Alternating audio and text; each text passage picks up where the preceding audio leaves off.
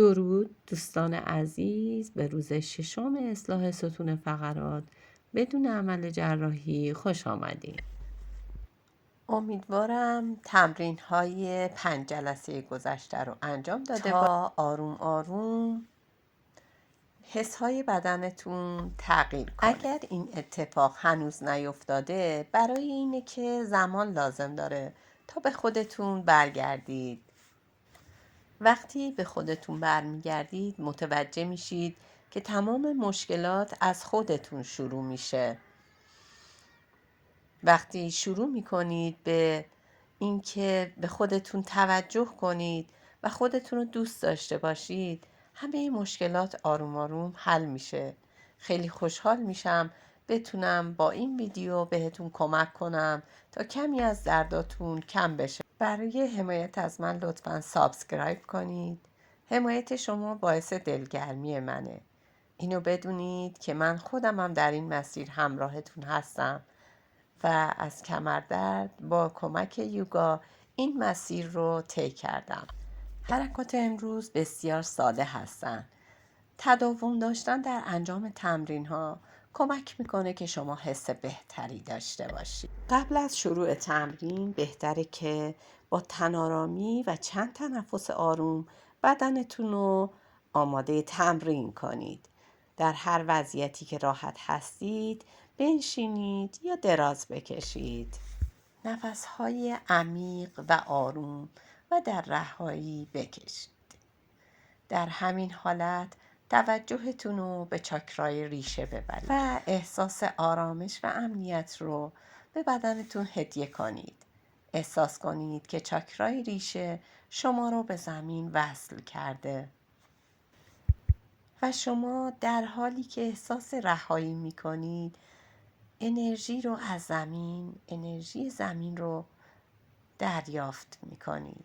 با هر دم با خودتون بگید من امن هستم و با بازدم بگید که من به زمین متصل هستم. من در حال شفا هستم. یه دستتون رو روی قفسه سینه و دست دیگر رو روی شکمتون بذارید و با هر دم بدنتو آروم کن و با بازدم دم بگیر و تصور کن بدنت مانند ریشه درختی به زمین متصل شده و ریشه تو در حال زیاد شدن و رشد کردن هستش. با هر دم و با هر بازدم از زمین انرژی بگیر و به تمام بدنت این انرژی رو 5 نفس اینجا بمون و بعد هر وقت آماده بودی چشمات رو به زمین باز کن. در هر وضعیتی که راحت هستی میتونی بشینی. اگر زانوهات درد میکنه میتونی پاهاتو دراز کنی یا یه بالش زیر روی پاهات بذاری. برای تمرین اول دست راستتو روی زمین بذار و دست دیگر رو بالای سرت صاف و کشیده نگه دار. دقت کن که دنده ها بیرون نزنه و وزن تو روی دستی که روی زمینه ننداز. کشش رو از لگن تا نوک انگشتان دستت احساس کن. احساس کن که به زمین وصل هستی. 3 تا 5 تنفس در این حالت بمون. به نفس‌هات آگاه باش و رهایی رو به همه قسمت‌های بدنت بده. آروم برگرد و اگر احساس کردی که طی تمرین درد داشتی میتونی حالتتو عوض کنی، اما اگر درد نداشتی میتونی کششتو کمی بیشتر کنی. دستتو بالا بکش. دقت کن که سرت به سمت پایین نیاد. با هر دم کششتو کمی بیشتر کن.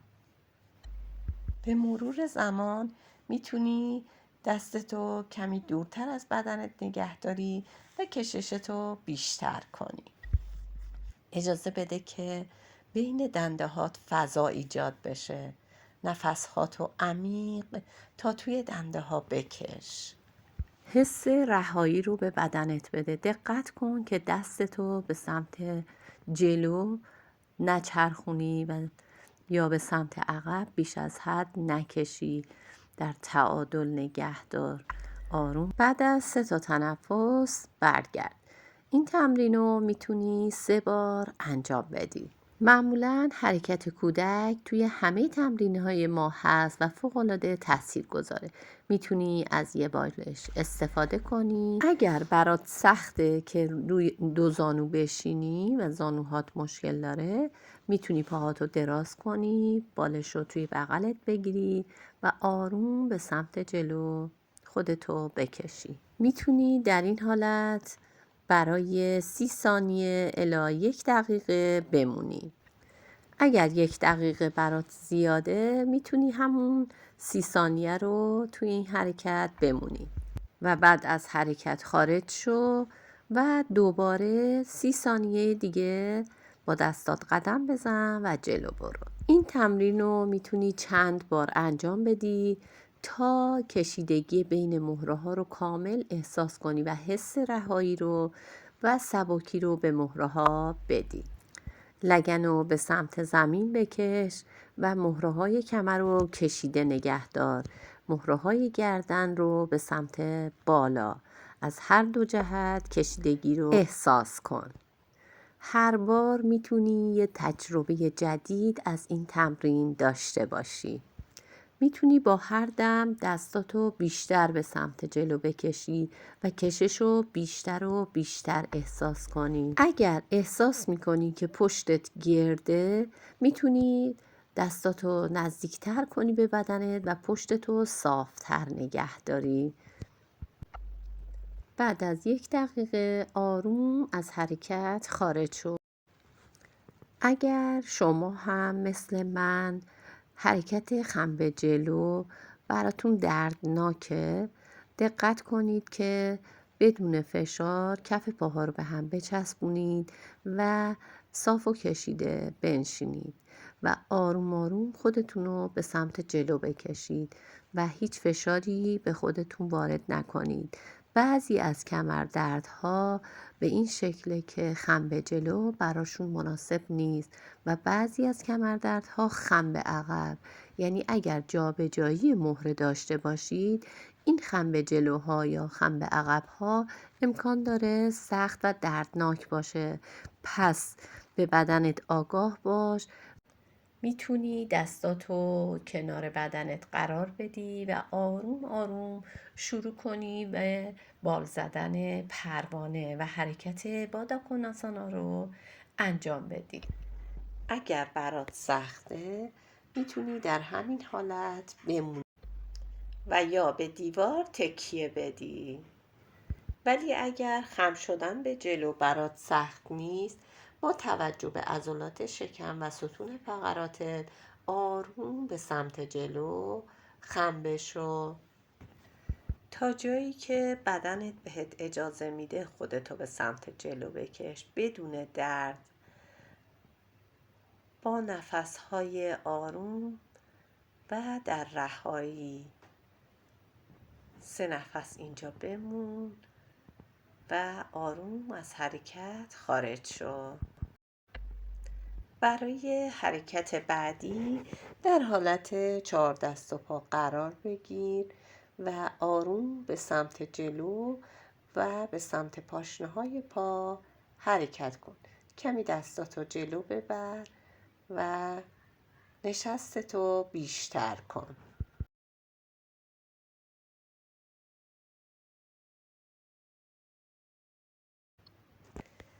بعد از انجام چند بار این تمرین، آروم پاهاتو به سمت عقب ببر و با دستات حرکت کن به سمت جلو. آرنجاتو روی زمین بذار و پیشونیتو به زمین نگه دار. گودی کمرتو پر کن و آروم دستاتو از بالای سرت به همدیگه نزدیک کن و کف دستا رو به همدیگه بچسبون. نفساتو آروم و رها کن و 5 الی 10 نفس اینجا بمون.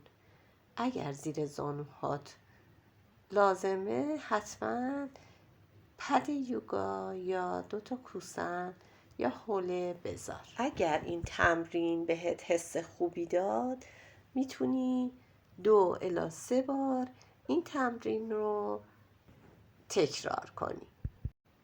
برای انجام حرکت بعدی در حالت 4 دست و پا قرار بگیرید و آروم پای راست رو به سمت عقب صاف و کشیده نگه دارید. دست چپ رو از زمین بلند کنید و بعد پای راست رو به حالت اکتیو نگه دارید. این حرکت اسمش حرکت بیرد داگ هستش، سگ پرنده. دقت کن که در انجام حرکت گودی کمر ندی و شکم رو به سمت داخل نگه داری. پا رو در راستای بدن و دست رو در راستای بدن نگه دار. اگر کمرت درد میکنه میتونی کمی پایین تر نگه داری. بعد از 5 شماره جای دست و پا رو عوض کن. این تمرین رو 3 تا 5 بار میتونی انجام بدی. اگر بین تمرین درد احساس کردی یا فشار زیادی به بدنت اومد از حرکت خارج شو و استراحت کن. اگه بدنت احتیاج داره حرکت کودک رو انجام بده. وقتی که کودک رو در حالت استراحت انجام میدی اشکالی نداره که پشتت هم کمی گرد بشه. میتونی دستاتو مشت کنی و سرتو روی مشتات بذاری. اگر فشار خون بالا داری چشماتو باز نگه دار.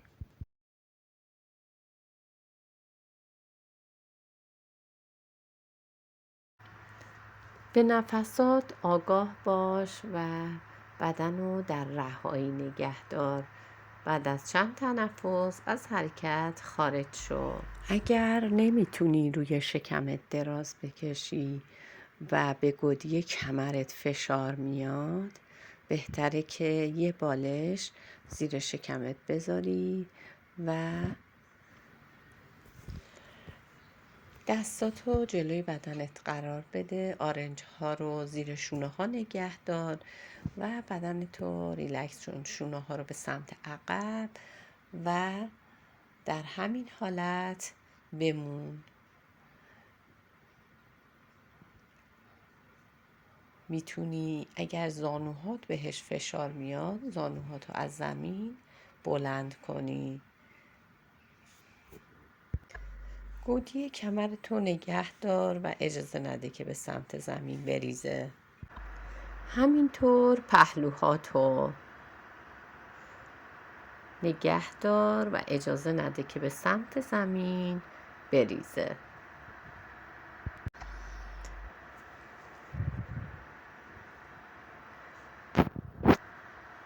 توی حرکت بمون و نفس بکش. بعد از چند نفس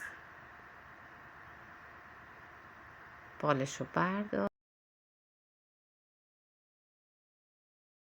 دست ها رو جلوی بدنت نگه دار. دست و پای مخالف رو از زمین بلند کن. اگر برات ممکنه 3 تا 5 تنفس توی این حرکت بمون. در غیر این صورت با دم و بازدم جای دست و پا رو عوض کن. سعی کن پا رو از رانت بالا بکشی و زانوتو خم نکنی. برای 3 تا 5 تنفس اینجا بمون.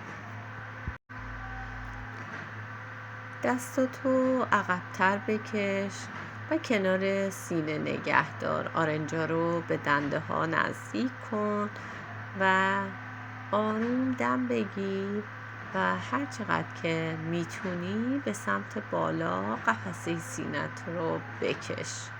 چونه رو موازی با زمین نگه دار، فشار به گردنت نیاری. اگر زانوهات درد میکنه زانوهات رو از زمین بلند کن. در حدی خودتو بالا بکش که به ستون فقراتت فشار نیاد. بعد از چند تنفس آروم و رها زانوتو داخل شکمت جمع کن و استراحت کن.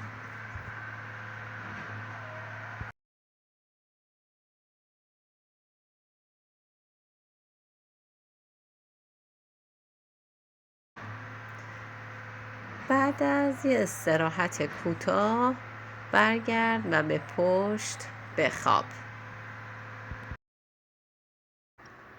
پای راستتو داخل شکمت بکش و نگه دار و آروم به سمت سقف بیار و دوباره برگرد پایین. سعی کن پاشنه پا رو به لگنت نزدیک کنی. در حد توانت حرکت رو برو. اگر پشت زانوت بسته است و نمیتونی کامل بازش کنی، هیچ فشار و اجباری نداشته باش. اجازه بده که بدن آروم آروم باز بشه. پای دیگرم انجام بده. برای هر سمت میتونی 5 بار این تمرین رو انجام بدی. ستون فقراتتو به زمین بچسبون و نافو به سمت زمین ببر. آروم پاها رو زمین بذار و کمی استراحت کن. حالا هر دو پا رو به سمت شکم ببر و هر دو پا رو بالا بکش تا جایی که پات صاف و کشیده بشه و محدوده درد تو در نظر بگیر. بدون درد با یک کشش خیلی شیرین و نرم 5 الی 10 بار این تمرین رو انجام بده.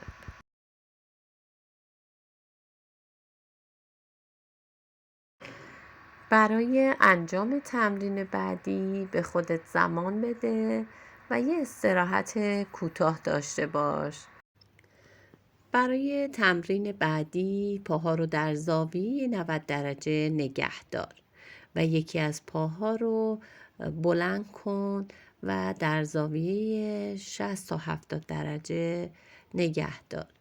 دقت کن که عضلات شکم و ستون فقرات تو به زمین بچسبونی و آروم پا رو برگردون و پای دیگرم بالا ببر و بعد از 3 تا 5 شماره سر جاش برگردون و این کار رو 10 بار برای هر پا تکرار کن. دوستان دقت کنید که با دم و بازدم همراه باشید و ستون فقرات و عضلات شکم رو مرتب به زمین نزدیک کنید. اگر یک بار حرکت رو انجام دادید و به کمرتون فشار اومد، حتما پا رو زمین بذارید، استراحت کنید و دوباره پا رو بلند کنید. پشت سر هم انجام ندید. ولی اگر که فکر میکنید فقط لرزش پا دارید ولی کمرتون فشاری بهش وارد نمیشه، میتونید ادامه بدید.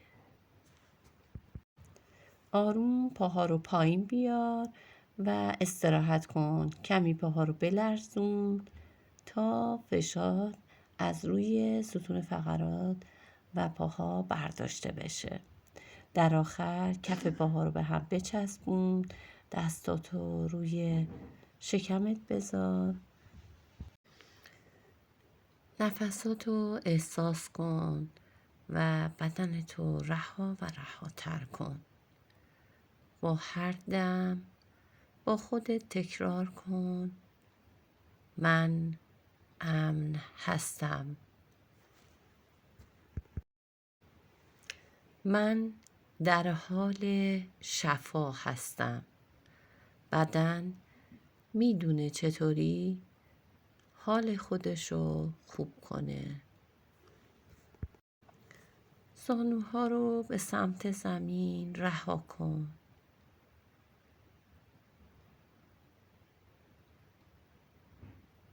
میتونی در این حالت 5 دقیقه بمونی. اگر در این حالت راحت نیستی، میتونی پاهاتو دراز کنی یا کف پاهاتو روی زمین بذاری. همراه من شو و با خودت تکرار کن: من به جهان هستی وصل هستم. من در زمین ریشه دارم و به چاکرای ریشه خودت توجه کن. احساس امنیت و آرامش رو به بدنت هدیه بده. به چاکرای ریشه توجه کن. رنگ چاکرای ریشه قرمزه. پس رنگ قرمز رو تصور کن و احساس کن که از کف پاهات مانند ریشه های درخت به زمین ریشه میده. حس امنیت رو در وجودت بیدار کن و خیلی آروم با دست رو بلند شو و بنشین. میتونی خودتو در آغوش بگیری. از خودت سپاسگزاری کنی برای دمها و بازدمها، برای سلامتی، برای انرژی که در این زمان صرف کردی برای خودت. امیدوارم تمرین امروز رو دوست داشته باشید. اگر از تمرین‌های امروز خوشتون اومد لایک کنید. ممنون از حضورتون. نماسته.